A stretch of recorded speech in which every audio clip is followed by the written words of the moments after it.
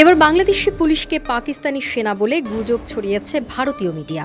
পুলিশের সাথে ডক্টর মোহাম্মদ ইউনূসের একটি হ্যান্ডশেকের ছবি নিয়ে এমন বিভ্রান্তিকর তথ্য ছড়ায় ভারতীয় সংবাদ মাধ্যম আজ তাক বাংলা। গণমাধ্যমটি দাবি করে ইউনূসের সাথে হ্যান্ডশেক করা ব্যক্তিরা পাকিস্তানি সেনা কর্মকর্তা। তবে আজ তাক বাংলার দাবিটি সঠিক নয় বলে নিশ্চিত করেছে ফ্যাক্ট চেকিং প্রতিষ্ঠান রিউমার স্ক্যানার। তাদের অনুসন্ধানে জানা যায়, ছবিতে ডক্টর ইউনূসের সাথে হ্যান্ডশেক করা ব্যক্তিদের কেউই পাকিস্তান বা বাংলাদেশের সেনা কর্মকর্তা নয়, বরং এরা সকলেই বাংলাদেশ পুলিশের বিভিন্ন শাখার কর্মকর্তা। আজ তাক বাংলার ভিডিও প্রতিবেদনে উপস্থাপক সে সময় দাবি করেন, তবে পোশাক দেখে মনে হচ্ছে না এরা কেউ বাংলাদেশের সেনা। বাংলাদেশের সেনার পোশাক এরকম নয়। এরা কি তাহলে অন্য কোনো দেশের সেনা অফিসার?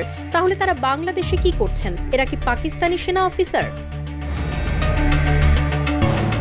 তবে উপস্থাপকের দাবিকে বিভ্রান্তিকর বলে উল্লেখ করেন রিউমার স্ক্যানার। তারা জানায়, 29 এপ্রিল পুলিশ সপ্তাহ 2025-এর উদ্বোধনের সময়ের ছবি এটি।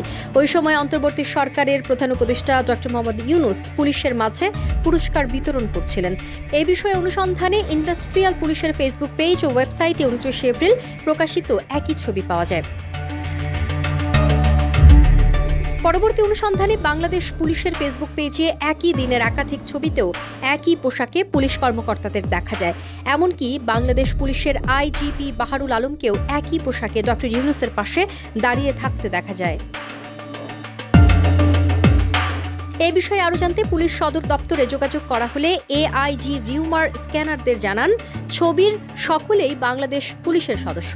এটা আমাদের স্যারেমোনিয়াল ড্রেস বা সামার টিউনিক নামে পরিচিত। সাধারণত পুলিশ সপ্তাহে আমরা এই ড্রেস পরে থাকি।